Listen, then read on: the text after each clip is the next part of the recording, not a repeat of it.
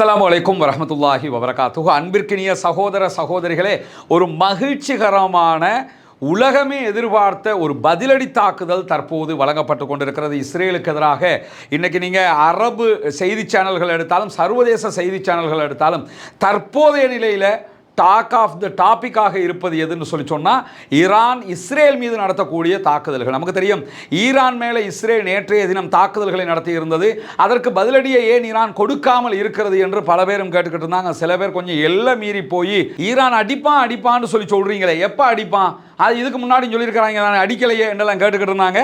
அவங்களுக்கு எல்லாம் சேர்த்து இன்னைக்கு பதிலை கொடுத்துருக்குறாங்க. இதுக்கு இன்னொரு வகையில் என்ன சொல்லுவாங்கன்னா, தவளையும் தன் வாயால் கடுமுன்னு சொல்லுவாங்க. இஸ்ரேல் அதைத்தான் இன்றைக்கு பண்ணி இருக்குதுங்கிறது உலகத்துக்கே தெரிஞ்சுக்க. நான் இதுவரைக்கும் இஸ்ரேல் மீது ஈரான் நடத்திய தாக்குதல்கள் எல்லாம் இதோடு ஒப்பிடும்போது தேக்கரண்டி அளவுன்னு தான் சொல்ல முடியும். அந்த அளவுக்கு உண்டான ஒரு படு பயங்கரமான தாக்குதல் இஸ்ரேலுடைய விமான நிலையங்கள், இஸ்ரேலுடைய இராணுவ தளங்கள் மீதெல்லாம் நடத்தப்பட்டிருக்கு. இதில் என்ன ஆச்சரியமான காமெடியான செய்தின்னு சொன்னால், சற்று நேரத்துக்கு முன்பதாக இந்த தாக்குதல்கள் நடைபெற ஆரம்பித்ததோடு இஸ்ரேலிய ஆக்கிரமிப்பு அரசாங்கம் ஒரு அறிவித்தலை விடுத்திருக்கிறார்கள். அந்த அறிவிப்பில் அவங்க என்ன சொல்றாங்கன்னு சொன்னா, இஸ்ரேலுக்குள் நடத்தப்படுகிற தாக்குதல்கள் தொடர்பான வீடியோக்களையோ செய்திகளையோ யாராவது பகிர்ந்தால் பரப்பினால் தேச துரோக குற்றத்தில் கைது செய்யப்படுவார்கள். நாட்டை காட்டிக் கொடுத்த குற்றத்தில் அவர்கள் கைது செய்யப்பட்டு வாழ்நாள் முழுவதும் சிறைவாசம் அனுபவிக்க வேண்டி வரும் என்கிற செய்திகளை எல்லாம் இன்றைக்கு இஸ்ரேல் உடனடியாக வெளியிட்டிருக்கிறாங்க. ஏன்னா நம்ம அடி வாங்கணும், ஆனால் அடி வாங்குற செய்தி வெளியில் தெரிஞ்சிடக்கூடாது. நம்ம வாங்குறதெல்லாம் ஊமை குத்துண்டு காட்டிக்க, நம்ம பெரிய பில்டப்பை காட்டிக்கிட்டே இருக்கணும், நாங்கள் பெரிய ஆக்கள், நாங்கள் எல்லாருக்கும் அடிப்போம்னு காட்டணும், நம்ம வாங்குற அடி வெளியில் தெரிஞ்சக்கூடாது பார்த்துக்க என்று சொல்லி இன்றைக்கு உடனடியாக வெக்கங்கெட்ட இஸ்ரேலிய அரசாங்கம் அறிவித்தல் எடுத்திருக்கக்கூடிய காட்சிகள் எல்லாம் இப்பொழுது வெளியாகி கொண்டிருக்கக்கூடிய நேரத்தில் இன்றைக்கு கொடுத்திருக்கிற அடி எப்படி அடின்னு நினைக்கிறீங்க? எனக்கு பின்னால் இருக்கக்கூடிய இந்த வீடியோவை நம்மளால் ப்ளே பண்ண முடியாது. இந்த வீடியோ நம்முடைய டெலிகிராம் சேனலில் நம்ம போடுவோம், நீங்கள் பார்க்க முடியும். கடல்ல இருந்து நீர்மூழ்கி கப்பல் சப்மரின்ல இருந்து தாக்குதல் நடத்தப்படுகிறது. ஏவுகணை தாக்குதல், பாலிஸ்டிக் மிசைல் ஏவப்படுகிறது. கடல்ல இருந்து ஈரான் ஏவுகிறது. அது போய் நேரடியாக ஹிட்டாகக்கூடிய தாக்குதல் நடத்தக்கூடிய காட்சிகள் பதிவாகி இருக்கிற அதே நேரத்தில் ஐஆர்ஜிசி, ஈரானுடைய இஸ்லாமிய புரட்சிகர படைப்பிரிவு வெளியிட்டிருக்கக்கூடிய அறிக்கை இன்றைக்கு ஈரானுடைய மீடியாக்கள்லாம் தலைப்புச் செய்தியாக மாறி இருக்கிறது. ஜியோனிச அரசாங்கத்தில் இருக்கக்கூடிய இராணுவ தலைமையகத்தின் மீது தாக்குதல் நடத்தப்பட்ட ஈரானுடைய இராணுவ தளபதிகளை இலக்கு வைத்து இஸ்ரேல் தாக்குதல் நடத்தியிருந்தாங்க. தற்போது இஸ்ரேலுடைய இராணுவ தலைமையகத்தின் மீது தாக்குதல் நடத்தி இருக்கிறது ஈரான்.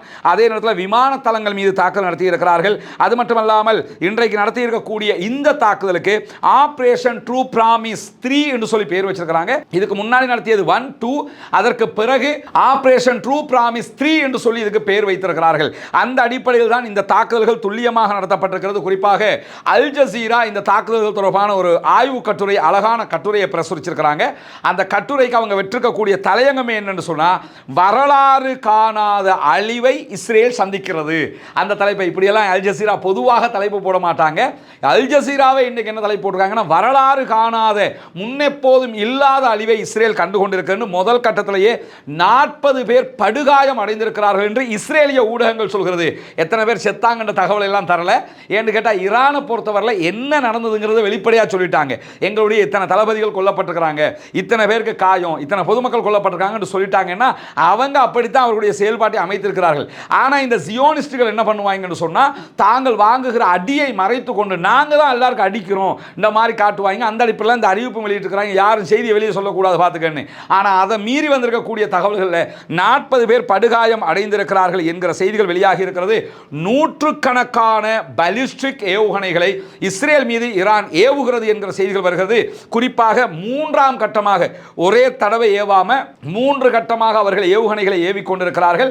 இதற்கு இடையில இஸ்ரேலும் ஈரான் மீது தாக்குதல் நடத்துவதாக அறிவித்து தாக்குதல் நடத்தினாங்க. அது எப்படிங்கிறத பின்னாடி நம்ம பார்க்க இருக்கிற அதே நேரத்தில் இன்றைக்கு இஸ்ரேலிய ஆக்கிரமிப்பு இராணுவத்தின் மீதான இந்த தாக்குதல்கள் பலத்த பழிவாங்கலாக மாறி இருக்கிறது. அது தொடர்பாக இஸ்ரேலுக்கு ஈரான் விடுத்திருக்கக்கூடிய அறிக்கையில் என்ன சொல்றாங்கன்னு சொன்னா, அறிவிப்பில் என்ன சொல்றாங்கன்னு சொன்னா, இஸ்ரேலில் பாதுகாப்பான இடம் என்று எந்த ஒரு இடத்தை மரணத்தையும் நாங்கள் விடமாட்டோம் என்று சொல்லிவிட்டு எங்களுடைய பழிவாங்குதல் வேதனையாக இருக்கும் என்று நாங்கள் சொன்னோம், அதைத்தான் செய்து கொண்டிருக்கிறோம் என்கிறார்கள். ஆயத்துல்லா அலி ஹாமனி என்ன சொன்னார்னா, மரணத்தை விட கொடூரமாக உங்களுக்கு எங்களுடைய தாக்குதல் இருக்கும் என்று சொல்லியிருந்தார். அதே அடிப்படையில் தற்போது நாங்கள் தாக்குதல் நடத்தி கொண்டிருக்கிறோம் என்று இன்றைக்கு சற்று நேரத்துக்கு முன்பதாக ஈரான் விடுத்திருக்கக்கூடிய அறிவிப்பில் என்ன மேலதிகமாக என்ன சொல்றாங்கன்னா, எங்களுடைய தலைவர்கள், எங்களுடைய அறிஞர்கள், எங்களுடைய பொதுமக்களை கொன்றதற்காக ஜியோனிசை எதிரி பெரும் விலை கொடுப்பார் என்று நாங்கள் சொல்லியிருந்தோம். அந்த அடிப்படையில் தான் தற்போது விலை கொடுத்து கொண்டிருக்கிறார் என்கிற செய்திகளை சொல்றது மட்டுமல்லாமல் ஈரானுடைய தாக்குதலில் ஏற்பட்டிருக்கக்கூடிய விளைவுகளை இஸ்ரேல் தொடர்ந்து மறைத்து வருகிறது என்று சர்வதேச ஊடகங்களே தற்போது பேச ஆரம்பித்திருப்பது மட்டுமல்லாமல் இன்றைக்கு வெளியாகி இருக்கக்கூடிய பல வீடியோக்களை பார்த்தீங்கன்னா நம்ம சிரிக்கிறதா சந்தோஷப்படுறதா அதுக்கு மேலே எப்படி இந்த மகிழ்ச்சியை பார்க்கறது என்று யோசிக்கிற அளவுக்கு இன்றைக்கு தாக்குதல்கள் நடத்தப்படுகிறது. குறிப்பாக ஈரானில் வெற்றி கொண்டாட்டங்கள் நடத்தப்பட்டு கொண்டிருக்கிறது. லெபனானில் இருக்கக்கூடிய மக்கள் வீதியில் இறங்கி வெற்றி கொண்டாட்டங்களை நடத்தி கொண்டிருக்கக்கூடிய நேரத்தில் ஈரானுடைய 6 இடங்களில் இஸ்ரேல் தாக்குதல்களை நடத்தி இருந்த நேரத்தில் ஈரான் இஸ்ரேல் மேலே 9 பகுதிகளில் தாக்குதல்களை நடத்தி இருக்கிறது என்கிற செய்திகளை இஸ்ரேலுடைய ஊடகங்களை வெளியிட்டிருக்கிறது. இஸ்ரேலுடைய வாலா நியூஸ் ஏஜென்சி வெளியிட்டிருக்கக்கூடிய செய்திகளை 3 கட்டங்களாக 3 வேவ்ஸாக நூற்றுக்கணக்கான ஏவுகணை தாக்குதல்கள் நடத்தப்பட்டது என்கிற செய்திகளை பதிவாக்கி இருக்கிறார்கள். அது மட்டுமல்லாமல் ஈரானுடைய புரட்சிகர காவலர் பிரிவினுடைய புதிய தளபதி, ஏற்கனவே இருந்த தளபதியை இஸ்ரேலுடைய தாக்குதல் அவர் கொல்லப்பட்டிருக்கிறார்.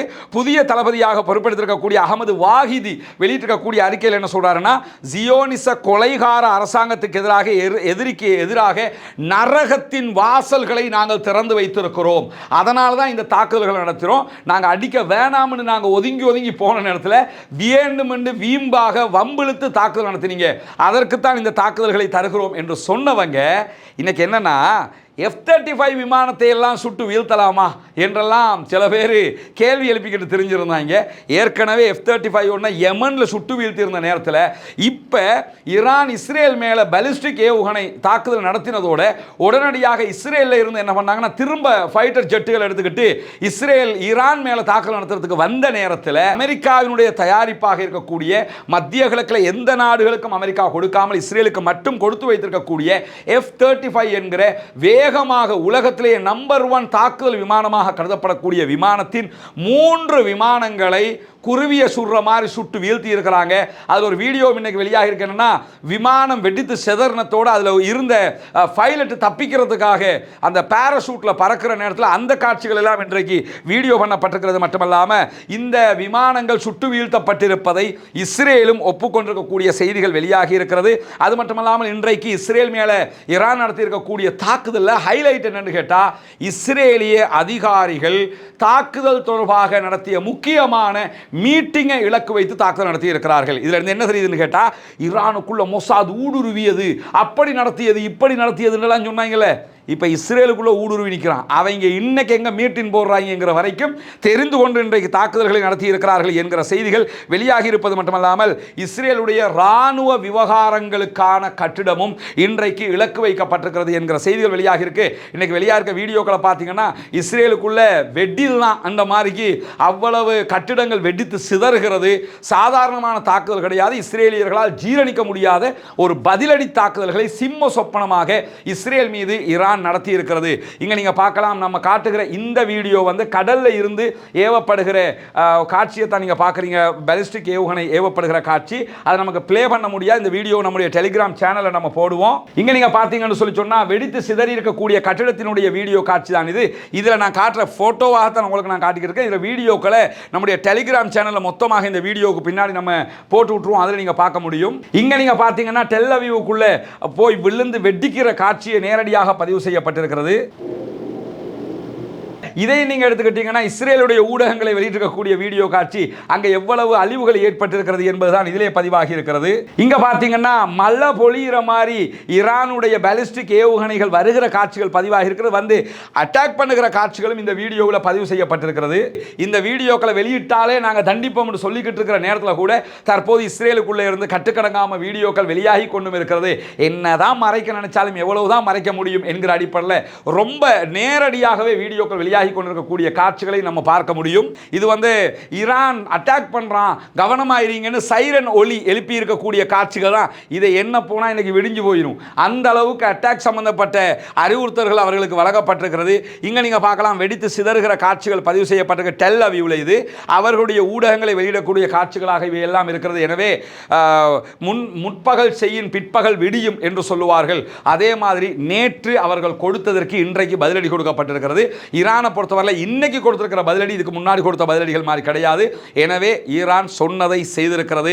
ஈரானோடு மோதுவது சாதாரணமானது அல்ல என்பதை இன்றைக்கு அமெரிக்காவும் அமெரிக்காவினுடைய நேச நாடாக இருக்கக்கூடிய இஸ்ரேலும் புரிந்து கொண்டிருப்பார்கள் என்பதை தாண்டி யாருமே சுட்டு வீழ்த்த முடியாது என்று சொல்லியிருந்த F-35 விமானங்கள் சுட்டு வீழ்த்தப்பட்டிருக்கிறது என்பதே ஈரானுக்கு எவ்வளவு பலம் இருக்கிறது என்பதை உலகத்திற்கு காட்டுகிற செய்தியாக இருக்கிறது. அதை தாண்டி இன்றைக்கு ரஷ்யா மிகப்பெரிய ஒரு கண்டனத்தை ஈரான் மீதான தாக்குதல் தொடர்பாக தெரிவித்திருக்கிறது.